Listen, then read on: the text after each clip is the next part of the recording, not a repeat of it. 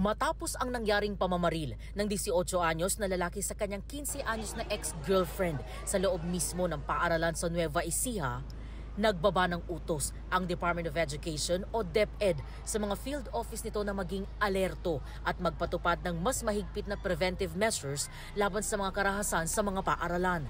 Sa isang memorandum, binigyan din ng DepEd ang tungkulin nitong panatilihin ang ligtas at protective learning environment para sa lahat ng estudyante, guro at school personnel.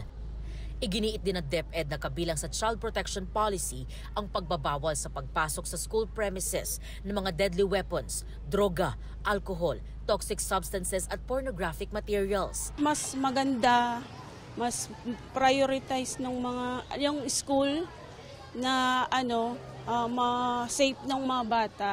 Binigyang diin naman ng Alliance of Concerned Teachers Philippines ang pangangailangan sa dagdag na guidance counselors at mental health professionals para magabayan ang mental health at psychosocial needs ng mga estudyante sa mga eskwelahan. Sisikapin namin kunan ng reaksyon ng DepEd ukol dito.